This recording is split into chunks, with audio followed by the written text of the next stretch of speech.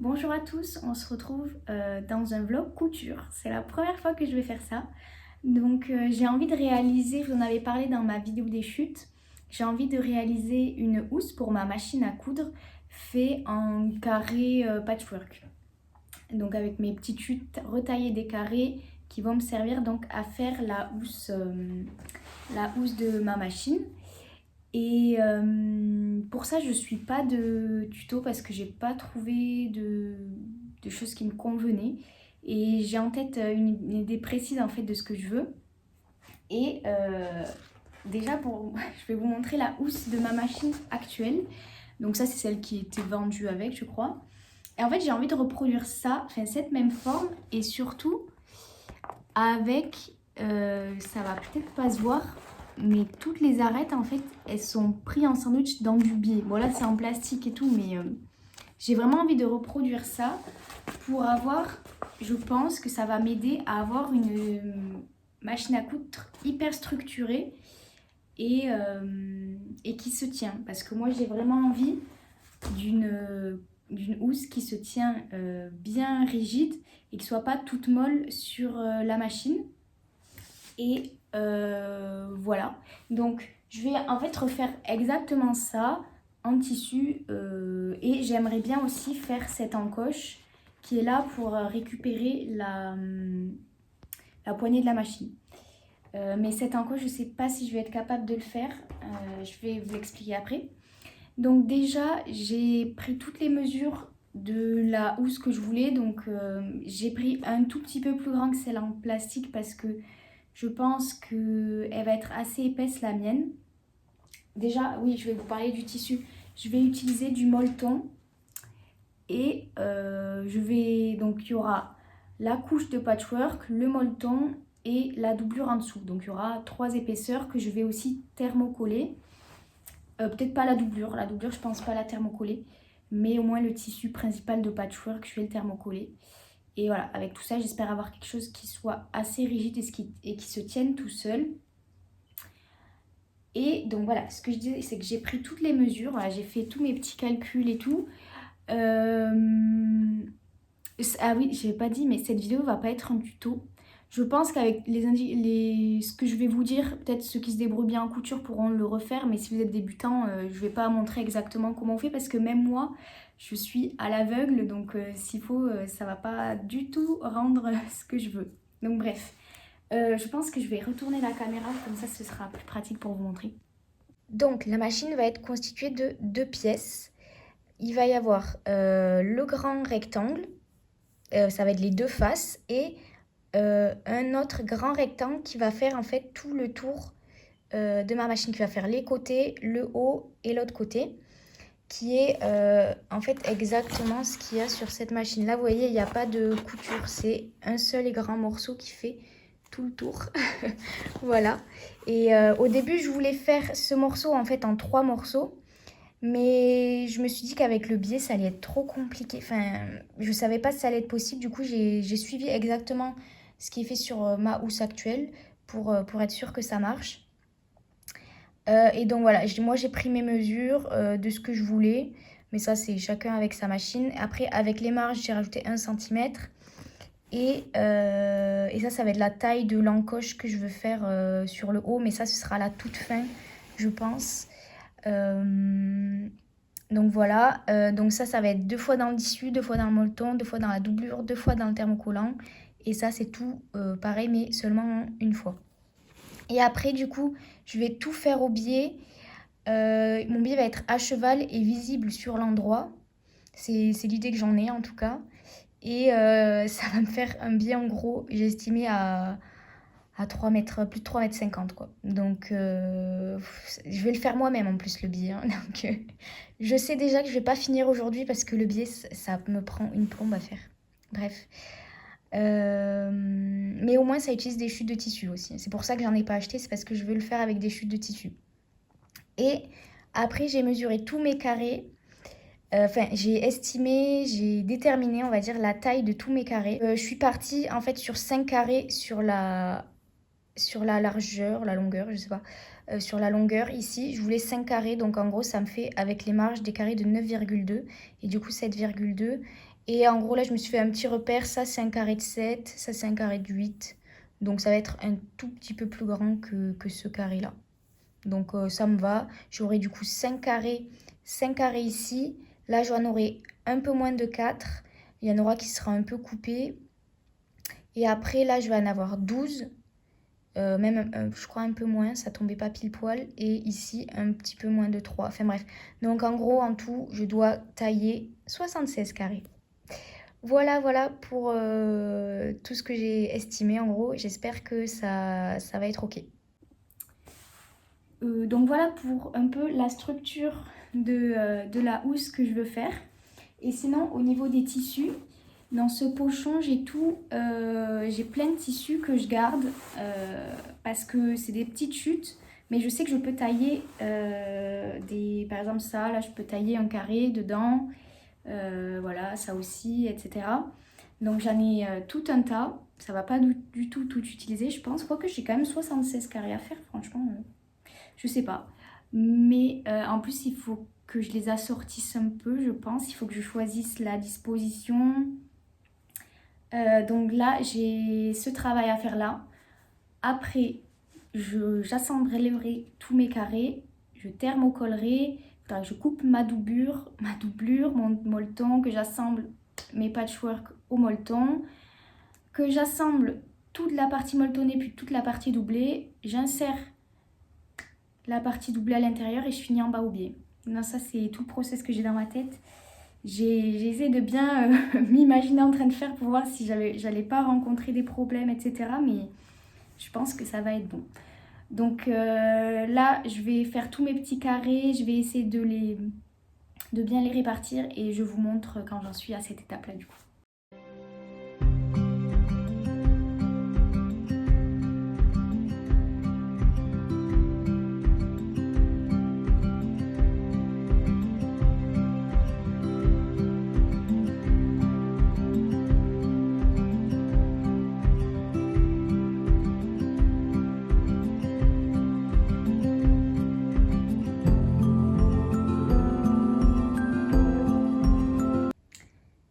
Voilà où j'en suis. Donc j'ai 68 carrés, je crois. Il m'en faut 76.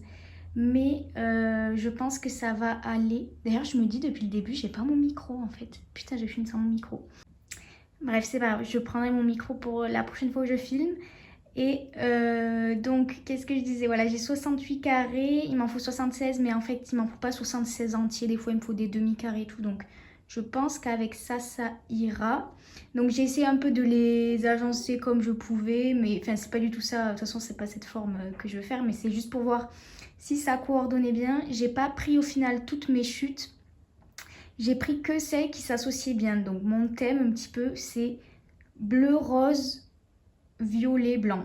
Voilà, en gros, ça fait pas mal de couleurs, mais ça reste dans le même thème. Je trouve que ça fait assez joli. C'est pas mal. Donc, ça m'a pris un temps fou. Donc, je pense qu'aujourd'hui, j'aurai juste le temps. Donc, j'ai tout découpé. Et peut-être de tous les assembler. Et encore, je pense pas que je sais pas si j'aurai tout assemblé. Donc, voilà, je continuerai une prochaine fois après. Et voilà, voilà. Donc je vais continuer et je vous tiens au courant de la suite. Bon, du coup là, j'ai le micro et il fonctionne normalement.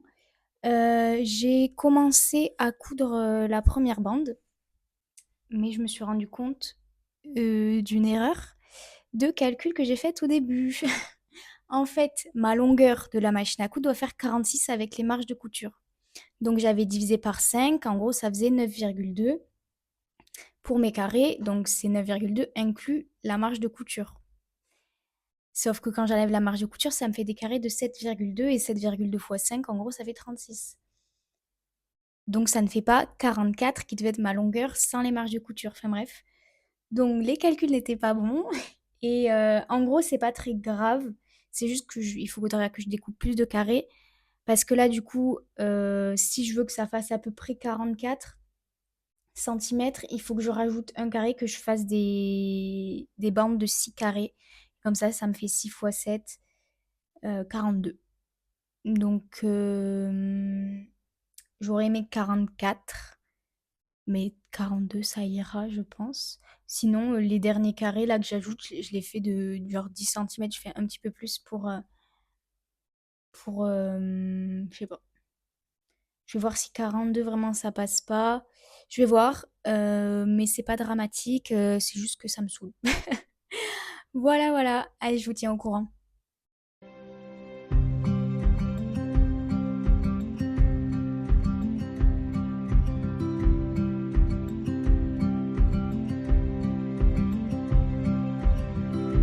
Bon, eh bien, j'ai terminé le premier pan. Comme je disais, donc je me suis trompée. Donc au final, ce sera 6 carrés fois 4. Et bon, on fera pas attention, mais il y a des petits décalages par-ci par-là. Les carrés sont pas tout à fait alignés. Mais c'est pas grave. Donc il me manque encore du coup beaucoup de carrés à découper parce qu'il va m'en falloir beaucoup plus que ce que je croyais. Donc 24 fois 2, il va m'en falloir 48. Et après, il faut que je recalcule ce qu'il me faut autour. Mais du coup, il va m'en falloir beaucoup plus. J'essaye de me dire que tant mieux, ça va m'utiliser plus de chutes que ce que je croyais. Mais ça va me demander beaucoup, beaucoup de travail. Et je m'attendais à le finir en une journée, voire un week-end. Mais là, même demain, si je m'y mets, je ne terminerai pas, je sais. Donc, ça prendra le temps que ça en prendra. Et j'adore. Franchement, je trouve ça très agréable à faire. J'aime beaucoup le résultat. Je suis très contente des couleurs que j'ai utilisées. Et bon, là, c'est un peu en lumière artificielle, donc c'est pas très très joli forcément. Mais là, je vais continuer et je vous reprendrai un autre jour, peut-être demain, quand j'aurai plus avancé et que j'aurai peut-être terminé d'assembler tous mes carrés en fait. Et que je passerai à l'étape suivante. Allez, à bientôt!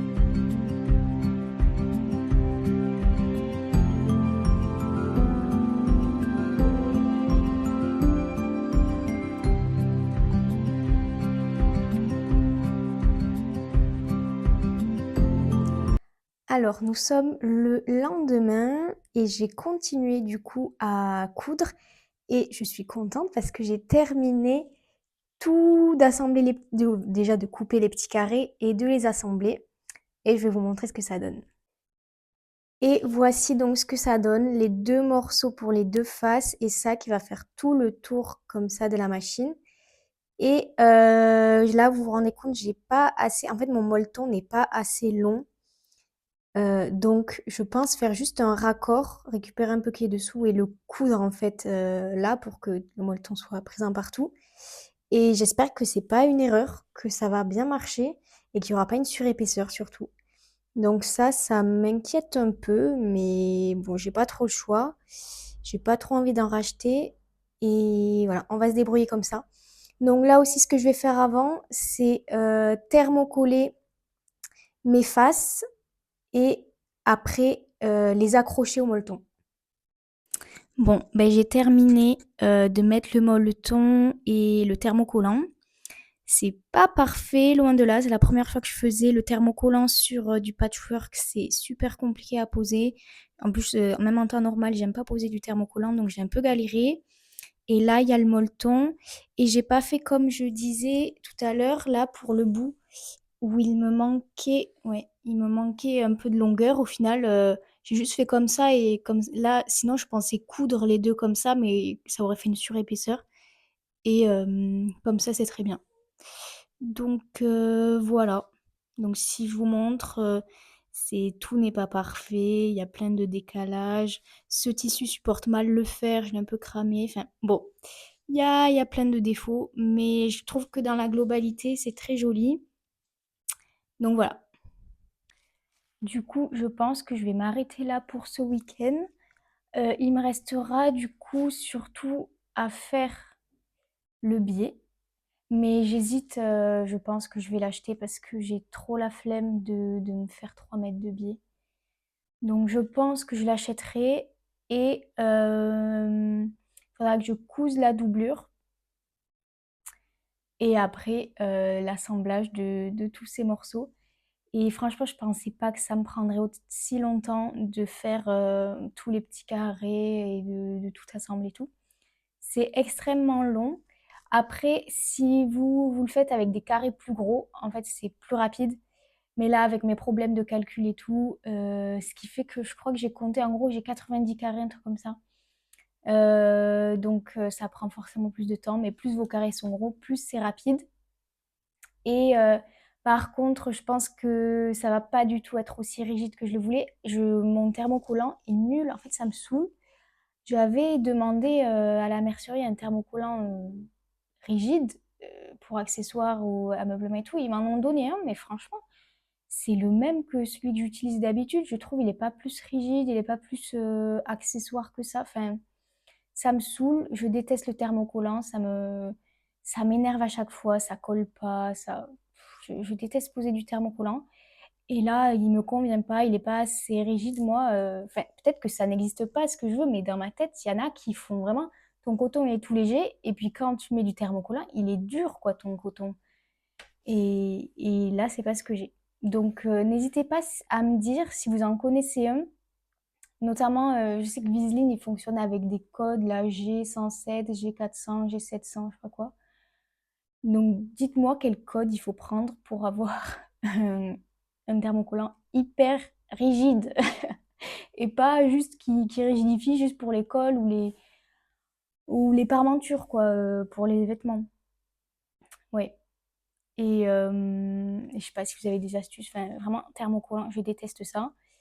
Mais voilà, j'ai hâte de le terminer. Et je suis vraiment très contente des couleurs que j'ai utilisées, de l'agencement.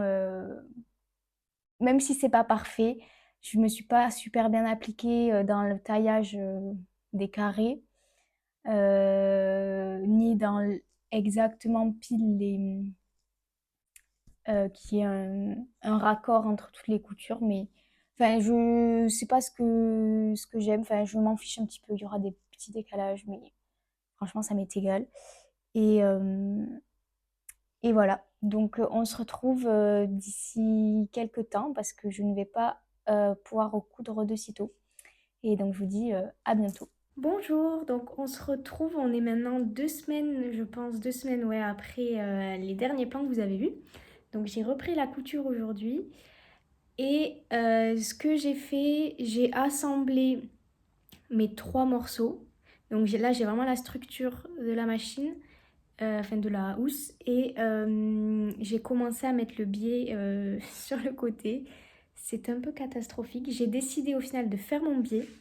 J'ai acheté, attendez, je vais vous montrer. Hop. J'ai acheté ça chez Callison. Ça coûte une blinde. Je m'attendais pas à ce que ça coûte si cher. Et en plus, je me suis trompée dans la taille. En vrai, j'aurais dû prendre la taille au-dessus. Donc ça, c'est pour faire son biais. Moi, j'ai pris la taille 18 mm. Donc ça fait en fait un biais replié de 9 mm. Ou ouvert de 18 mm. Enfin bref. Et j'aurais dû prendre la taille au-dessus, c'était 25 mm. Donc j'aurais dû prendre ça. Mais tant pis, ça m'a coûté 7,50 €. J'ai un peu halluciné. En ligne, on en retrouve pour beaucoup moins cher. Mais bon, voilà, j'ai fait travailler une mercerie, c'est bien. Et, et en plus, je trouve ça c'est un peu nul. Mais en fait, c'est toujours aussi chiant de faire du billet. Donc je vais vous montrer où j'en suis. Donc voilà à quoi ça ressemble. Il y a plein de fils partout, mais ça je les couperai. Donc là, vous voyez, il y a le bord franc là. Et là, j'ai mis le billet par-dessus, donc c'est vraiment pas propre. Mais ça fait l'affaire. Et elle est un peu trop grande pour la machine. Là, il y a pas mal de vide, mais en vrai, ça c'est pas grave. En bas, là, il faut que je finisse avec du billet aussi. Mais en fait, il faut que je fasse avant ça ma doublure pour le mettre à l'intérieur. Parce que là, pour l'instant, c'est juste le molleton. Donc voilà, j'avance bien. Le biais, c'est trop pénible. Au final, je l'ai fait, mais j'aime pas, ça me saoule. Donc voilà, je continue et je vous montrerai. Alors, nous sommes à nouveau un autre jour, mais alors, je voulais vous montrer où j'en étais. Donc hier, j'ai fini de mettre tout le biais sur les côtés. Donc comme je vous disais, c'est pas très propre. Enfin, le deuxième côté est mieux. Je crois que c'est lui. Ouais, lui, il est vraiment pas propre. Mais de loin, ça fait l'affaire. Ce matin, j'ai fait la doublure. Voilà, bon là ça ressemble à rien. Là c'est sur l'envers en plus. Donc je vais insérer la doublure à l'intérieur et je vais la fixer en fait en bas. Je vais finir avec un biais à l'intérieur. Enfin à l'intérieur, non, à cheval, fait comme sur les coutures là. Donc ça va maintenir la doublure que en bas. Donc vu comment elle est un peu molle, elle va sûrement tomber. Euh, mais ce que j'aimerais faire, que je vous avais dit au début, c'est faire un trou ici pour, pour que je puisse attraper la poignée de ma machine. Et du coup, si je fais un trou ici, il faudra que je le ferme au biais. Et du coup, là, la doublure et le tissu principal seront maintenus par ce biais qui viendra finir les contours quoi, de mon trou. J'espère que c'est clair. Et du coup, je me dis que comme ça, elle tiendra en bas et en haut. Et je pense pas qu'elle se cassera la gueule à l'intérieur. Quoi. Donc voilà. J'ai pas mal hésité à faire une doublure hier. Au final, j'étais là, ben, en soi, ça va rajouter quoi une doublure? Mais bon, je sais pas si laisser ça comme ça à l'intérieur, c'est bien. Je sais pas. Du coup, je me dis, bon, ça m'a pas pris longtemps de faire la doublure. En vrai, c'est deux coutures, quoi. Mais je sais pas, hier j'étais un peu. Enfin, j'avais envie de le finir, mais au final ce matin j'étais remotivée. Donc voilà, je vais faire ça, mais je suis quasi au bout. Hein. C'est juste le trou, je sais pas. Enfin, je sais comment le faire, je vais juste percer quoi. Mais pour mettre le biais, j'ai peur de galérer avec la machine parce que ça c'est hyper encombrant et mettre ça au milieu de la machine pour que ça couse. J'ai peur que ce soit galère. Donc je me dis que le biais, je le coudrai peut-être à la main. Voilà. Parce que de toute façon, elle est pas nickel, donc on n'est pas à ça près. Mais voilà. Et d'ailleurs, elle est un peu trop grande. Mais comme bon, je m'étais loupée sur la mesure des carrés et tout, c'est pas aux mesures que j'avais espéré au tout début. Donc elle est un peu trop grande, mais vaut mieux qu'elle soit trop grande que trop petite, sinon je pourrais pas la passer. Donc ça fait un petit peu massif. Mais ça va, c'est pas trop dérangeant, c'est pas parfait, mais moi je suis contente. Je la trouve sympa. Et voilà, c'est la première fois que je faisais ça sans tuto et tout, donc je suis quand même contente de moi. Et je vais finir ça et je pense que je vous montrerai quand elle sera finie. À plus tard!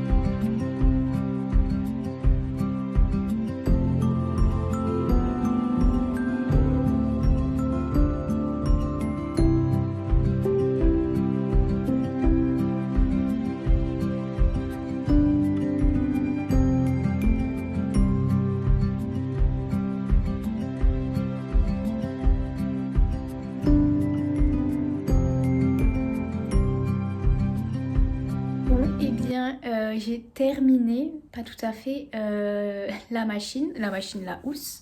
Donc voilà ce que ça donne. Je trouve que c'est pas mal. Là, j'ai fixé juste la doublure. Là, je sais pas si on voit, il y a des épingles un petit peu sur le côté. En fait, je l'ai fixée. Parce que comme je disais, elle tombe. Elle est juste comme la doublure est juste fixée en bas, pas du tout en haut. Elle tombe. Et du coup, là, je vais percer en haut parce que la poignée, la poignée est ici, là. Et du coup, j'aimerais laisser passer, faire un trou pour que je puisse attraper la poignée. Donc, il va falloir que je trace, voilà, quelle est la grandeur de mon trou. Et que je coupe. Et j'avoue que j'ai un peu peur. Donc j'ai fait la miniature et tout, comme ça je suis là si je loupe. J'ai quand même une miniature sympa. Et donc voilà.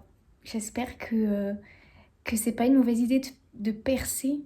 Et aussi de mettre le biais sur le tour. En fait, les angles, je sais pas trop comment poser du biais dans les angles. Faudrait juste que je regarde un tuto, hein.